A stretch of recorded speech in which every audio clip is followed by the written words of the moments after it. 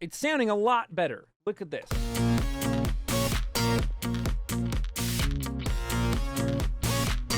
And this is what we have now.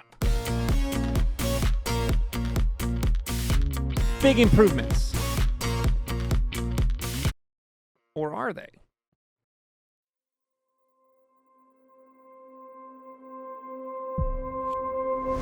That's the name of the game today. The name of the game today is challenging your assumptions. So let's challenge some assumptions. We got to get into the assumptions. Step 1, hi Ableton. Step 2, this is a mix. Today, this is exactly how I got this track when it was submitted to me from the clients themselves. This is literally how it showed up. So what I wanted to do is kind of turn it over to you all at home.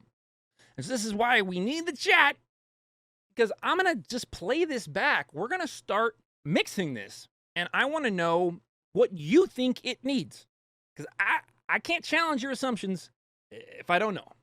So for starters, let's do a little bit of a pass. I'm going to do some playback. We don't need to listen to the whole thing, because again, we're not going to be able to mix an entire song unless we want to be here for some hours.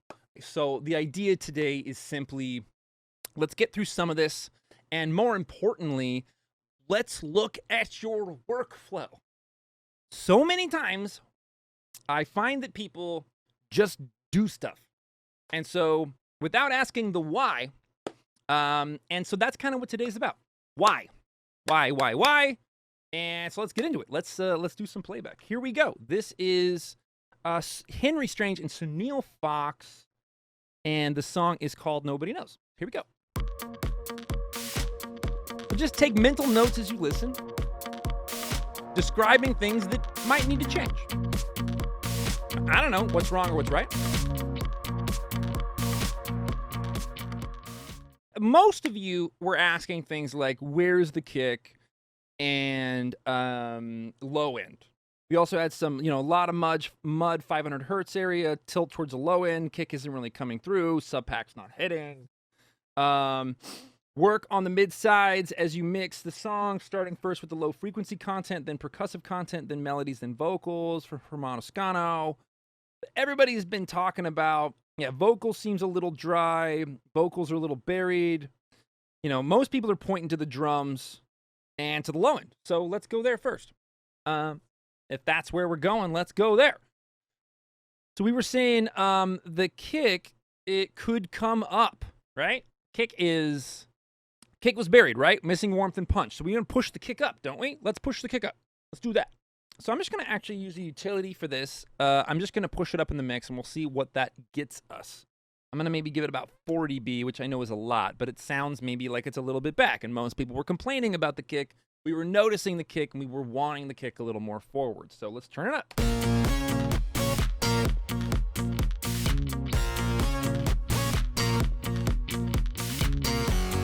Wolf saying it's buried with no lows and weight. Okay, John saying we might need to add some boosting to the lows. I think Wolf also concurred. So I gave it 4 dB on the utility here on its channel. I'm going to now EQ this a little bit in the lows. How's that? A little better there?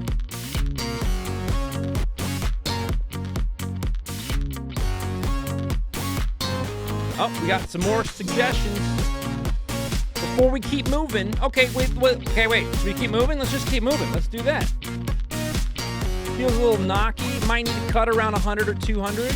Yeah, flubby. All right. See about that. Let's cut around 100 and 200. Like that? Is that better? All right, let's check the other channels. People are asking questions. I'm letting you all drive. That's why we're doing this today. We can't challenge assumptions if we don't know what your assumptions are.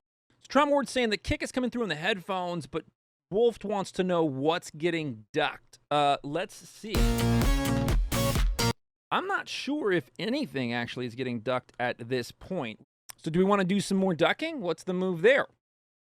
By the way, anybody playing along at home, any suggestions? That I don't know if any of these are the right moves either. I have no idea what's going on. We're just following along with what our brain is telling us to do.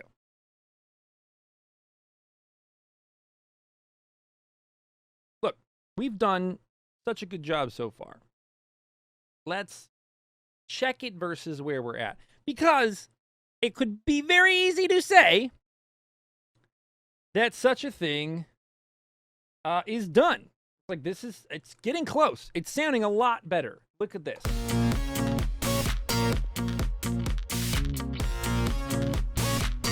And this is what we have now. Big improvements. Or are they? So we started off today by just asking what it is that we feel like this needs, which is how most of us begin our work. There was one of you asked to hear a reference. One. I can't call what we've done improved because I have no reference. How are we quantifying the moves that we're making besides sitting there listening to it and saying it might need something or not?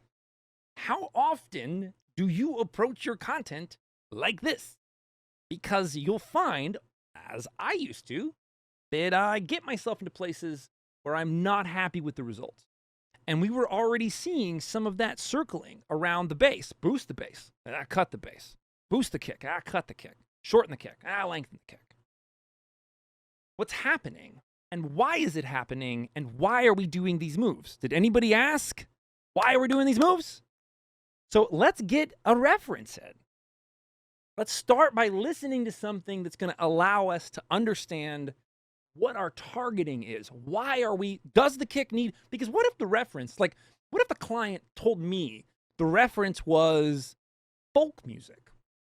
Would we have done all of those moves with the low end? What if the reference was like something from Marvin Gaye, R&B? Would we have pushed that kick up so far? How do we know? So let's get a reference in.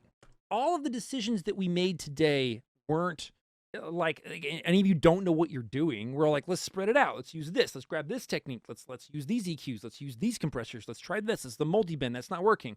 But fundamentally, the direction was it's the why. And that's the thing I want to like send you all home with today is just like, you know, that's what the approach is all about. Why? Why are you doing what you're doing? Can you do what you're doing in a more elegant way? Not simple. Less steps. Same result, if better. Less steps. And are you finding yourself fighting the decisions that you're making as you go? Because if you are, fundamentally, there's something up with your workflow. If you're finding that you're sitting down and you're spending 4 hours and you come out of that and you're disappointed with the results, there's something wrong with your workflow. You need the approach. You need something to help guide the decision-making processes as you go. And you need the training to help understand the differences. That's why we're doing this today. That's why I'm like, put a low pass on your master bus, filter everything off. It'll show you the lows are messed up. If they're not rubbing, and again, if you don't know what rubbing sounds like, play with the tuning. Because you might just find all of a sudden, like I didn't know +4 made the most sense on the kick channel, on the tuning, on the transpose. I just pressed up until it sounded better. I was like, that doesn't seem like it's working to me. Beam, beam, beam, beam, beam. Great. So simple. I mean, I would have been EQing for years before I tuned it. It wasn't tuned. And that was why we noticed it was like 6th Street was like, it's too long. It's like, it's already too low. It's just we move that whole thing up and then we just high pass it and it's fixed. I'm really glad we got a chance to kind of have this experiment and understand that, in fact, a lot of our intuition is spot on. And a lot of our ears are hearing as great. We're hearing the problems. The training is the thing that we're missing, and that's why we're all here. Thanks for showing up.